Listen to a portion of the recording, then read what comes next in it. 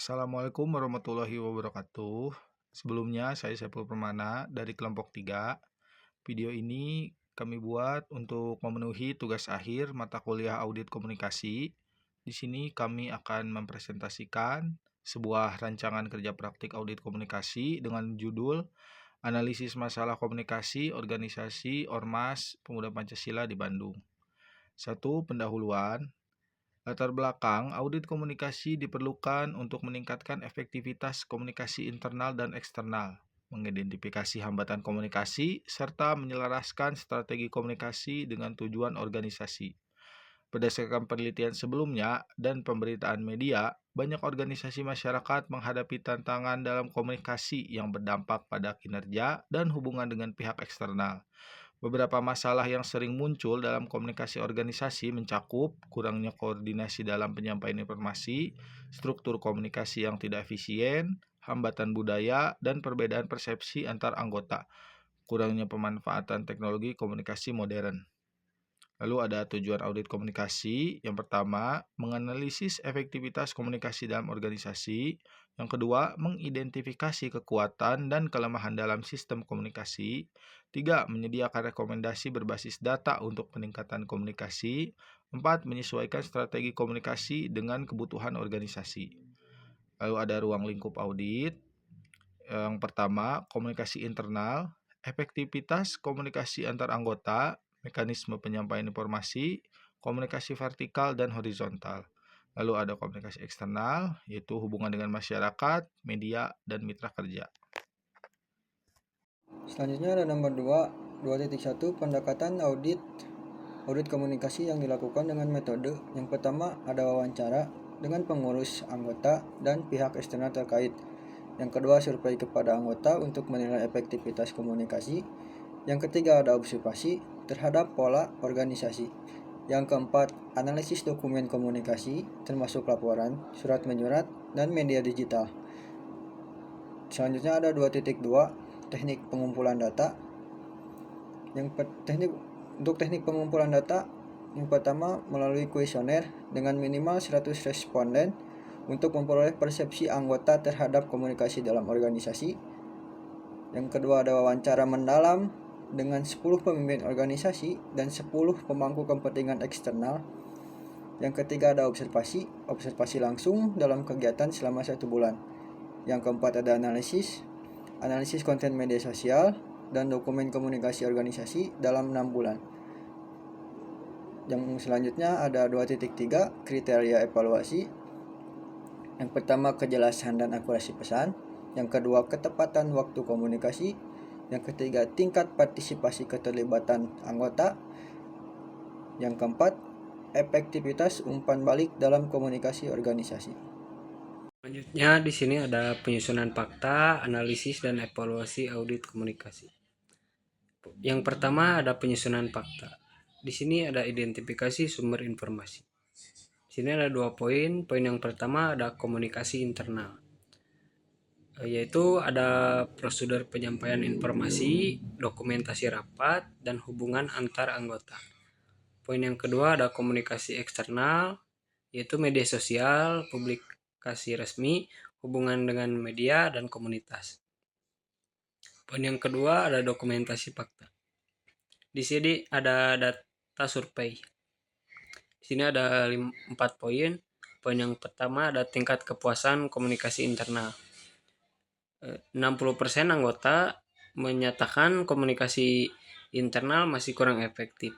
Dengan 40% merasa sering mengalami miskomunikasi dalam menerima informasi penting. Poin yang kedua ada kejelasan pesan organisasi.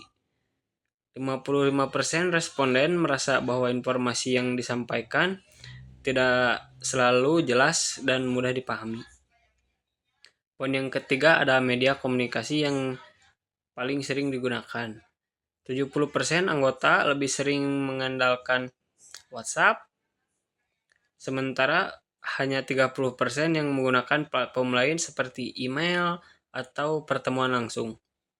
Poin yang keempat ada frekuensi komunikasi organisasi. 50% anggota merasa bahwa pertemuan formal organisasi kurang sering dilakukan. Dengan mayoritas 65% menyatakan bahwa informasi lebih sering diperoleh secara tidak resmi dari sesama anggota. Selanjutnya ada observasi interaksi dan pola komunikasi di berbagai kegiatan. Selanjutnya ada rekapitulasi wawancara dengan pemimpin dan anggota organisasi. Yang ketiga ada pemilihan fakta berdasarkan kategori. Di sini ada 3 poin. Poin yang pertama ada alur informasi dalam organisasi. Poin yang kedua ada kejelasan pesan dan media komunikasi yang digunakan. Dan poin yang terakhir ada hambatan komunikasi dan tantangan dalam penyampaian informasi. Sekian dari saya. Baik, untuk selanjutnya ada jadwal pelaksanaan, ada tabel yang isinya nomor, kegiatan, tanggal mulai, tanggal selesai, dan penanggung jawab. Di kolom pertama ada kick off meeting dilaksanakan pada tanggal 25 Januari 2025, tanggal selesai di tanggal 25 Januari 2025. Penanggung jawabnya tim audit.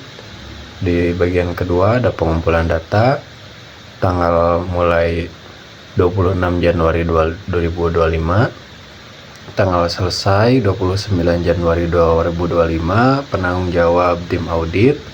Bagian ketiga ada analisis data, tanggal mulai 29 Januari 2025, tanggal selesai 30 Januari 2025, penanggung jawab tim audit.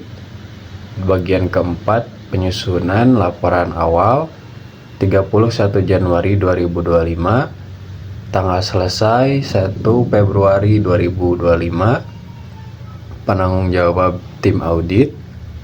Di bagian kelima presentasi temuan, tanggal mulai tanggal 2 Februari 2025, tanggal selesai 3 Februari 2025, penanggung jawab tim audit. Selanjutnya ada hasil yang diharapkan. Hasil yang diharapkan itu identifikasi masalah komunikasi dalam organisasi. Terus solusi strategis untuk meningkatkan efektivitas komunikasi, laporan audit komunikasi dengan rekomendasi implementatif. Selanjutnya ada penutup. Audit komunikasi ini diharapkan menghasilkan rekomendasi yang aplikatif untuk meningkatkan efektivitas komunikasi internal dan eksternal dalam organisasi Masyarakat Pemuda Pancasila di Bandung.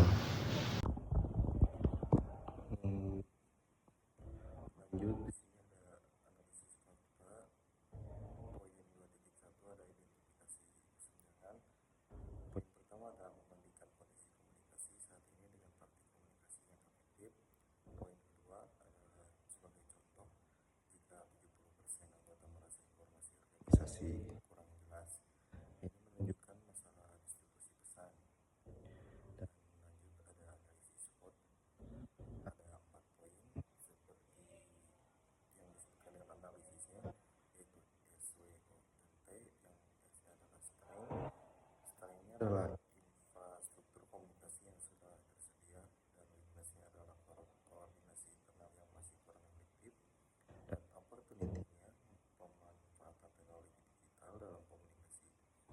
Dan yang keempat ada trik, rendahnya keterlibatan anggota dalam proses komunikasi.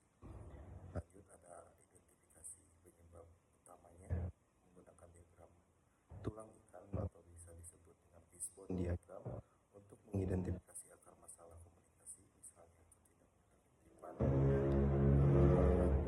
alur komunikasi akibat struktur organisasi yang hierarkis.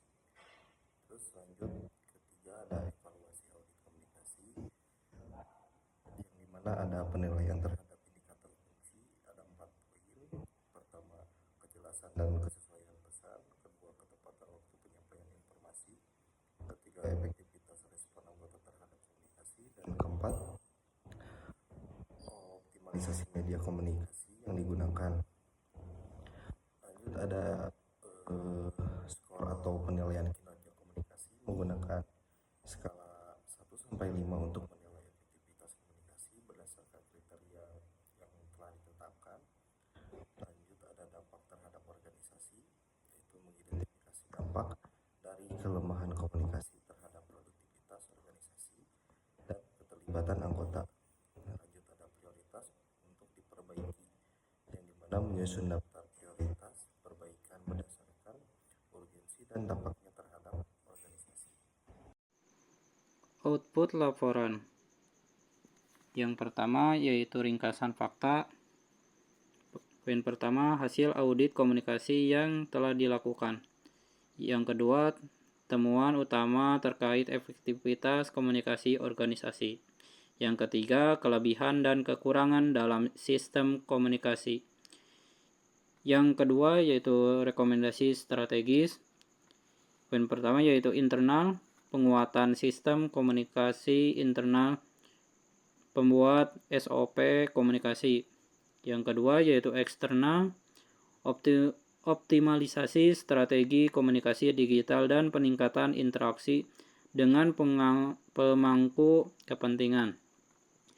Yang ketiga yaitu rencana aksi prioritas. Nah, prioritas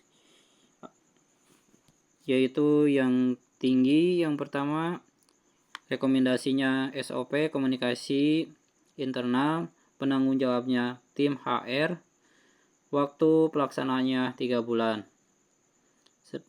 Yang kedua yaitu sedang, rekomendasinya optimalisasi media sosial, penanggung jawabnya tim humas, waktu pelaksanaannya 6 bulan. Yang keempat yaitu kesimpulan audit komunikasi. Ini bertujuan untuk meningkatkan efektivitas komunikasi dalam Ormas PP Bandung melalui implementasi rekomendasi strategis yang berbasis dan evaluasi mendalam.